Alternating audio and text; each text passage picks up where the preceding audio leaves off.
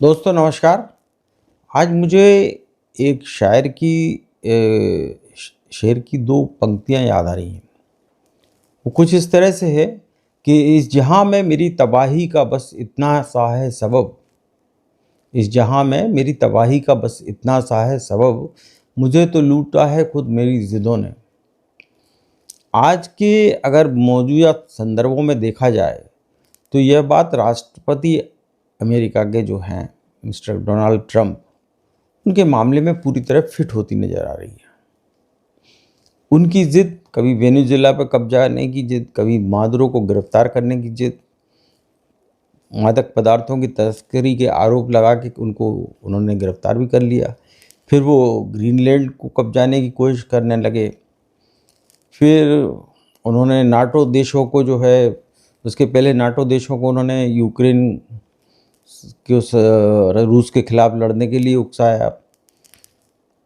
उसके बाद जो है उन्होंने इस तरह से उन्होंने इराक को बताया था कि ये रासायनिक हथियार बना रहा है, इसके नाम पर उन्होंने इराक पे हमला किया। राष्ट्रपति सद्दाम हुसैन को मार डाला, इराक को तहस नहस कर दिया और अपना वहाँ प्यादा बिठाकर वहाँ के तेल के भंडारों पर अपना कब्जा कर लिया। ऐसा ही उन्होंने वेनेजुएला में किया। ट्रंप की यही हसरत जो है ईरान को लेकर थी। वहाँ पर उन्होंने पहले एक जेनजी आंदोलन खड़ा किया, वहाँ के धार्मिक नेता अली खेमनेई के, आयतुल्लाह अली खेमनेई के खिलाफ, जो कि 1989 से वहाँ पर एक कट्टरपंथी शासन चला रहे थे। निश्चित रूप से खेमनेई जो कर रहे थे उसको किसी भी नज़रिए से, इंसानियत के लिहाज से उसको वाजिब नहीं ठहराया जा सकता। और उन्होंने हज़ारों युवाओं का जो जिस तरह से कत्लेआम कराया उनके आंदोलन को दबाने के लिए, वो निश्चित तौर पर बहुत ही निंदनीय था। लेकिन अमेरिका ने इस आंदोलन के जरिए अपनी हसरतों को परवान चढ़ाने का एक जरिया बनाया और उन्होंने सोचा कि वो भी मादुरो की तरह रातों रात जाएंगे, खेमनेई को उठा लाएंगे और उनके तेल भंडारों पर कब्जा कर लेंगे, अपना प्यादा वहाँ बिठा देंगे। वो शाह राजा पहलवी जो 1979 की क्रांति के पहले जब अयतुल्ला खुमैनी ने वहाँ पर जो एक खुले आधुनिक समाज वाला ईरान था उसको कट्टरपंथी इस्लामिक राष्ट्र बनाया था, इस्लामिक रिपब्लिकन, वहाँ की जो ईरानी सेना थी उसकी जगह IRGC उन्होंने खड़ा किया, इस्लामिक रिपब्लिक रिवोल्यूशनरी गार्ड्स, काप्स।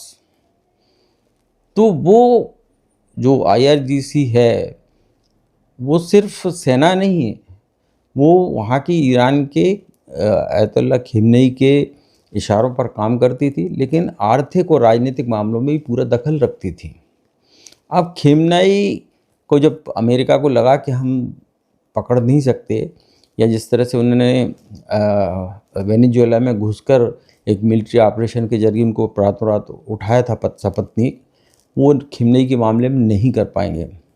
तो उन्होंने खेमनेई को मारने का प्लान बनाया और इस प्लान में इजराइल आसानी से इसलिए तैयार हो गया क्योंकि इजराइल को सबसे बड़ा खतरा इस बात का था कि मिसाइल जो है, मिसाइल के प्रक्षेपण के मामले में, मिसाइल निर्माण के मामले में, मिसाइल तकनीक के मामले में ईरान दुनिया का एक बेताज बादशाह है। परमाणु कार्यक्रम की जहाँ तक बात है, जिसके नाम पर ये हमला बोला गया, तो वो इसके पहले भी अमेरिका ने इजराइल के साथ मिलकर उसके परमाणु ठिकानों को, संयंत्रों को बर्बाद करने का दावा किया था। और इस बार जब उन्होंने फिर परमाणु संयंत्रों का बहाना बनाया और वहाँ हो रहे जन आक्रोश को खेमनेई से मुक्त करा के वहाँ एक अच्छा आधुनिक अपने मन का शासन देने की जिद पाली, तो वहाँ हुआ क्या कि वो खेमनेई भी जो है पूरी तरह से अड़ गए। तो इसके बाद एक ही रास्ता था कि इन दोनों के पास कि इनको हम मार डालें। और इजराइल का मकसद ये था कि इनके पास, उसको इजराइल को भी पता है कि उसके पास परमाणु हथियार नहीं है, ना वो बना रहा है। और ईरान ने भी ये खुल के कह दिया था खेमनेई ने कि आप आके खुद देख लें, हम जो भी अपना परमाणु कार्यक्रम चला रहे हैं वो ऊर्जा उत्पादन बढ़ाने के लिहाज से चला रहे हैं, हमारा कोई परमाणु बनाने का कार्यक्रम नहीं है। अब ये जिद पर पड़ गया कि नहीं, आप इजराइल के कहने पर कि मिसाइल भी अपने ख़त्म करो। तो आप ऐसे कैसे कर सकते हो कि आप खुद जो है 10 हथियार लेके खड़े हो और दूसरे को कहो कि आप जो है आप निहत्थे हो जाइए, आपके हाथ में एक डंडा भी नहीं रहना चाहिए। तो ये तो ज़िद जो है ऐसी थी, इसको मानना किसी देश के लिए, खिमनी ही नहीं, ईरान ही नहीं, कोई भी देश इस चीज़ को मंजूर नहीं करेगा कि वो आप सशस्त्र रहो और हम निशस्त्र हो जाएं। ये ना नीति का सिद्धांत मान इसको महत्व देता है और ना नैतिकता के दायरे के बीच की ये शर्त है। तो जाहिर है कि उन्होंने खिमनी को मारने का प्लान बनाया और वो उसमें सक्सेसफुल भी हो गए और उनको लगा कि एक दिन में हम सब मामला काम तमाम कर देंगे और शाह रजा पहलवी के बेटे को उत्तराधिकारी के रूप में एक अपनी कठपुतली सरकार स्थापित कर लेंगे, तेल के भंडार उनके हो जाएंगे। और पाकिस्तान, चूँकि अमेरिका भले ही कितनी पाकिस्तान की पैरवी करता हो, लेकिन उसको पता है कि पाकिस्तान का जो रोल है वो डायसी है, वो उसकी जो भूमिका दोगलेपन से भरी हुई है। वो अमेरिका बहुत अच्छे जानता है कि वो एक नाव में अपना पैर जो है चाइना की नाव में पैर रखे हुए, एक अमेरिका के उसमें रखे हुए, तो वो कभी भी इधर से उधर हो सकता है। और अमेरिका का दूसरा मकसद ये भी था कि इसलिए कि पाकिस्तान की बजाय अगर वो ईरान को अपना एक सैन्य बेस भी विकसित कर लेगा तो रूस और चीन के ऊपर वो और तीखी निगरानी कर सकेगा। लेकिन अमेरिका का जो है कि सीनेट ने उस युद्ध को, उसके उच्च सदन और निचले सदन दोनों ने सहमति दे दी, क्योंकि अमेरिका के लोकतांत्रिक मामलों का तकाजा यही है कि जब कोई देश की कोई बात आती है तो सारे दल इकट्ठे हो जाते हैं, एकजुट हो जाते हैं, सर्वसम्मत हो जाते हैं। वो भारत की तरह नहीं है कि वो अपनी ही सरकार पर सवाल उठाएं। लेकिन एक फ़र्क है बुनियादी कि जब इस तरह का कोई मामला होता है तो भारत की जनता भारत के सरकार के साथ में खड़ी हो जाती है। फिर चाहे वो नरेंद्र मोदी रहे हों या इंदिरा गांधी का समय हुए हमले हों या और भी पहले कोई भी नेहरू जी के समय हुए हमले हों या लाल बहादुर शास्त्री के समय हुआ हमला हो, भारत की जनता एक साथ खड़ी हो जाती है। अमेरिका की जनता उसको मेरिट पर देखती है कि ये आप सही कर रहे हैं, गलत कर रहे हैं। तो अमेरिकी सीनेट ने तो ट्रंप को खुली छूट दे दी कि हाँ आप करिए जंग, लेकिन अमेरिकी जनता में अनरेस्ट बढ़ता जा रहा है, क्योंकि उस युद्ध के जो साइड इफ़ेक्ट हैं वो उसकी अमेरिका की जनता को झेलना पड़ रहे हैं। जो पहले वो टैरिफ वार के कारण पहले से ही झेल रहा था, अब ये और बढ़ जाएंगे और जितनी जंग लंबी बढ़ेगी उतना बढ़ता जाएगा। और इधर अमेरिकी राष्ट्रपति की खींच इस बात को और लेकर और बढ़ गई कि उसका जो एक सबसे निकटतम सहयोगी इजराइल की बात कोई है तो वो ब्रिटेन है, उसने अपने सैन्य बेस का इस्तेमाल करने से अमेरिका को मना कर दिया।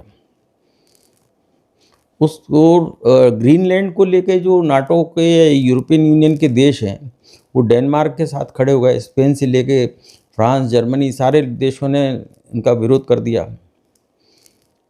तो ये ट्रंप के मन में खींच पैदा करने वाला था और वो खींच जो है अब 9 दिन तक लंबे खिंचते युद्ध, ईरान से जो युद्ध खिंच रहा है 9 दिन तक, ये कितना और लंबा जाएगा, वो जितना लंबा जाएगा उनकी खींच, ट्रंप की खींच जो है वो उतनी ही ज़्यादा झुंझलाहट में तब्दील होती जाएगी। और उसकी झुंझलाहट का नतीजा क्या है, एक ही होगा कि ईरान की बर्बादी होगी। लेकिन इससे अमेरिका आबाद नहीं हो जाएगा, अमेरिका भी बर्बाद होगा। लहूलुहान इजराइल भी हुआ है और आगे भी होगा, क्योंकि ईरान का आप वजूद मिटाने की कोशिश करोगे तो उसके जो प्रॉक्सी ऑर्गेनाइजेशन है, हिजबुल्लाह, हूती या मिलिशिया टाइप के जो संगठन है, वो इजराइल को तंग करते रहेंगे। आप कहाँ संभालेंगे, किन किन मोर्चे, क्योंकि गुरिल्ला वार को तो स्कॉटलैंड जैसी जो सबसे बड़ी पुलिस मानी जाती है वो भी कंट्रोल नहीं कर पाई थी। भारत में भी नक्सलाइट्स पर किस तरह से भारत सरकार ने उनको काबू किया है ये वही जानते हैं। गुरिल्ला वार से लड़ना बहुत आसान होता नहीं।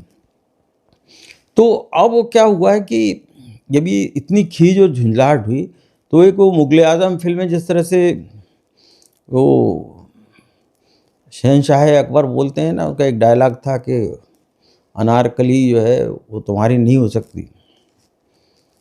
लोग मजाक में बोलते थे अनारकली तुम्हारी नहीं सलीम मेरी है, और अगर मेरी नहीं है तो मैं किसी और की नहीं होने दूंगा। तो अमेरिका ने अब खीज और खिसियाट में अमेरिका के जो धार्मिक नेता की हत्या के बाद अब जब उन्होंने देखा कि ना उनका प्यादा वहाँ बैठ पा रहा है, ना वहाँ के कुओं पर उनका कंट्रोल होने की स्थिति हालात दिख रहे हैं, और ना ही वो जो है वो ईरान को बेस बना के वो चीन और रूस को निशाना बनाने का वो निगरानी का जो ठिकाना नया ठिकाना ढूंढ रहे थे वो मिलता दिख रहा है।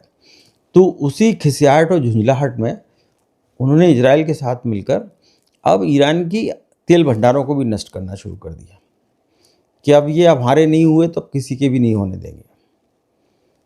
लेकिन अमेरिका को ये बात समझ में नहीं आ रही कि अभी तक तो ईरान ने पलटवार किया था मिडिल ईस्ट के उन देशों पर जिन्होंने अमेरिका को सैन्य बेस बनाने के लिए अपनी ज़मीन दी थी, उन पर हमले हुए, उनके साथ में उनके शहरों पर भी हमले हुए। वो साइड इफ़ेक्ट बेवजह झेले क्योंकि अमेरिका ने कोई मिडिल ईस्ट से पूछ के कोई नहीं किया। ब्रिटेन ने भी इसी बात से सैन्य बेस देने से इनकार किया था कि पहले आप अपनी रणनीति बताइए, आखिर आप क्यों ईरान पे हमला करना चाहते हैं। लेकिन अब बाद में ब्रिटेन ने अपने पुराने संबंधों को निभाते हुए अपना एक नेवी फ्लीट भेजा भी, लेकिन अमेरिका ने ट्रंप ने उसको लौटा दिया कि हमें ज़रूरत नहीं है किसी की। उन्होंने अब झुंझलाहट में ये भी कहना शुरू कर दिया कि हमें किसी यूरोपीय देश की ज़रूरत नहीं है। और हुआ क्या कि आपने उनके रिफाइनरी में तेल लगाया, तेल भंडारों पर आग लगाई, रिफाइनरी पर नष्ट करने की कोशिश की। तो IRGC जो है ईरान की जो आर्मी है, उन्होंने जो है पलटवार करते हुए जो बहरीन के पास में जो नेवी का फ्लीट था जिससे अमेरिका हवाई हमले कर रहा था ईरान पर, उस पर उसने अटैक कर दिया। और अभी तक अमेरिका 3 अमेरिकी सैनिकों को मारे जाने की बात कर रहा था, कबूल कर रहा था। अब 31 की बात हो गई। अमेरिका बार बार कह रहा है कि अब वो जो है वो सैन्य कार्रवाई करेगा, माने थल सेना के जरिए वहाँ पे ईरान में घुसने की कोशिश करेगा, लेकिन इसकी हिम्मत वो जुटा नहीं पा रहा। इसके लिए वो इराक, ईरान और उससे आसपास के लगे हुए हिस्सों में जो कुर्द लड़ाके हैं उनको ईरान के खिलाफ खड़ा करना चाहता है, उनके जरिए मतलब वो भी एक प्रॉक्सी वार खेलना चाहता है। लेकिन अमेरिकी सैनिकों को भेजने की हिम्मत अभी भी उसकी नहीं हो रही है। वो कह रहा मैं विचार कर रहा हूँ उस बात में। तो अब ये सारी कशमकश यहाँ चल रही है। अब आप दूसरा पक्ष देखेंगे ईरान का, तो ईरान में भी जो है इस बात को लेके मतभेद हो गए। IRGC जो है, जो कि अयतुल्ला अली खेमनेई के पूरी तरह से अंधभक्ति में लीन था और उसके इस्लामिक शासन की पैरवी करता था और उसके लिए मरने मारने के लिए तैयार रहता था, वो आज भी उसी जिद पर अड़ा हुआ है। जबकि वहाँ पर अब बदले हालात पे जो एक कभी अंतरिम सरकार चलाने के लिए जो एक समिति बनी हुई है जिसमें सुप्रीम कोर्ट के जस्टिस हैं, राष्ट्रपति पेशकियान हैं और उसके बाद पेशकियान और उसके साथ में जो अयतुल्ला खेमनेई के जो बेटे हैं मोज्तबा खेमनेई, जो कि सुप्रीम लीडर चुने गए हैं, लेकिन अभी उनकी ताजपोशी होना बाकी है। तो इनकी एक समिति जो है इस चीज़ों को कर रही है और वो चाहती है कि कूटनीति को संवाद के जरिए, बातचीत के जरिए चीज़ की जाए, युद्ध को ज़्यादा लंबा नहीं खींचा जाए। लेकिन IRGC के कमांडो जो हैं वो इससे असहमत हैं। कल जब 7 तारीख को जब ईरानी राष्ट्रपति ने मिडिल ईस्ट के देशों पर हमले के लिए दुख जताया, माफ़ी मांगी और ये भी कहा कि आप जब तक आपके सैन्य बेस का इस्तेमाल नहीं होगा हम आप पर हमला नहीं करेंगे। इससे थोड़ा सा एक उम्मीद की किरण जागी थी कि चलो कम से कम जो मिडिल ईस्ट के देश और ईरान हैं वो कम से कम वो तो आपस में नहीं लड़ेंगे, अमेरिका की खींच मिडिल ईस्ट के माथे तो नहीं पड़ेगी। लेकिन शाम से ही जो IRGC के जो कमांडोज हैं उनने फिर मिडिल ईस्ट पर अटैक करना शुरू कर दिया। यानी वहाँ पर बहुत ज़बरदस्त टकराव की हालत अब पैदा हो गई। पहले जैन जी और खेमनेई के खिलाफ जो आंदोलन भड़का था, इसके बारे में कहा जा रहा था कि अमेरिका वो कर रहा है। अब चूँकि ईरान और चीन को भी रूस और चीन को भी ये पता है कि अमेरिका के मंसूबे तेल के कुएं अपने प्यादे बिठाने के साथ ही अमेरिका को अपना नया सैन्य ठिकाना बनाकर उन पर सीधी निगरानी और उन पर सीधे सामरिक और रणनीतिक दृष्टि से एक अपना नया अड्डा खड़ा करने की वो है। तो वो भी पर्दे के पीछे से ईरान को मदद कर रहे हैं, IRGC को, जिसके आरोप अमेरिका खुद भी लगा चुका है और इस बात को झुठलाया भी नहीं। चीनी जो डिफेंस सिस्टम वो ऑपरेशन सिंदूर के वक्त भी फेल हो गया था, जब उन्होंने पाकिस्तान की मदद करने की कोशिश की थी। और ईरान के मामले में तो इस बात की पुष्टि हो गई कि जो चाइनीज़ डिफेंस सिस्टम है वो उतना कामयाब नहीं है, लेकिन रशिया का जो सिस्टम है उनको मदद कर रहा है।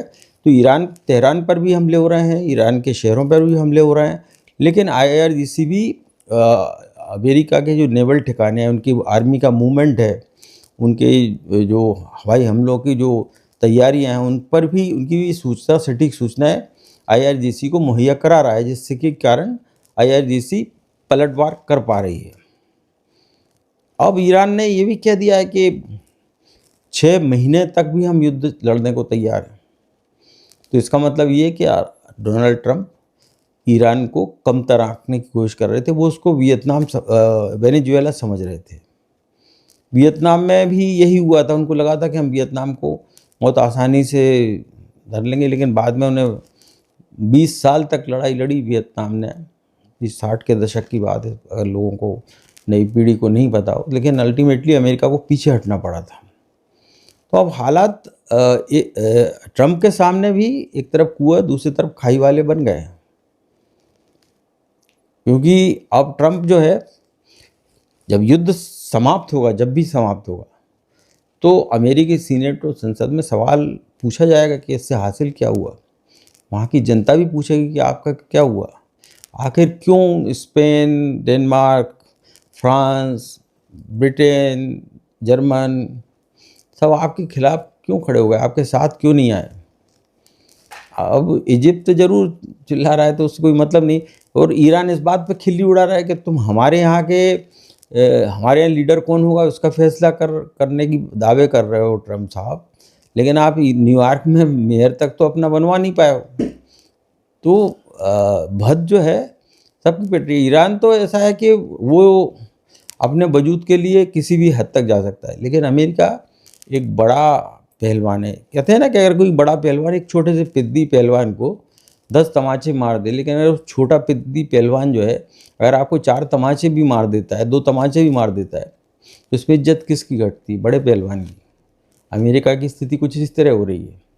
मित्रों, ये जंग का सिलसिला अपना चल रहा है, लेकिन इजराइल का एक मकसद ज़रूर कामयाब हो गया है कि उसको पता है परमाणु खतरे, उसका कोई परमाणु खतरा ईरान से नहीं था, लेकिन उसको उसके मिसाइलों से खतरा था, क्योंकि उसके पास जो मिसाइलें हैं वो बहुत सटीक और अचूक निशाने वाली हैं और उनकी रेंज 2000 किलोमीटर तक है, जिसकी जद में अमेरिका का तो कदापि नहीं आता, लेकिन इजराइल आता है, मिडिल ईस्ट के देश आते हैं। तो उनका खात्मा वो होता जा रहा है। ये इजराइल के लिए बहुत संतोष की बात हो सकती है, और इस बात से भी वो चीज़ें हो सकता है कि उसको ठीक है, बहुत नुकसान उसको भी उठाना पड़ा। मिडिल ईस्ट से ज़्यादा नुकसान इजराइल का हुआ है, लेकिन आर्थिक नुकसान अमेरिका का भी हुआ। और तेल भंडारों पर अगर उसका कब्जा नहीं हुआ और अपना आदमी नहीं मिटा पाया, तो अमेरिकी डॉलर का जो डिवेल्यूशन रोकने में जो कामयाबी इनको हासिल होती हुई लग रही थी, डीडॉलराइजेशन की जो प्रोसेस को रोक दिया था ट्रंप ने, वो अब उसका क्या होगा ये आगे वाला समय बताएगा। मित्रों, ये युद्ध अभी जारी है और इसके जल्दी थमने के आसार नहीं हैं। हम आपको इसी तरह इस युद्ध के पीछे की और इस युद्ध के आगे की चीज़ों का आकलन करके आपको अवगत कराते रहेंगे।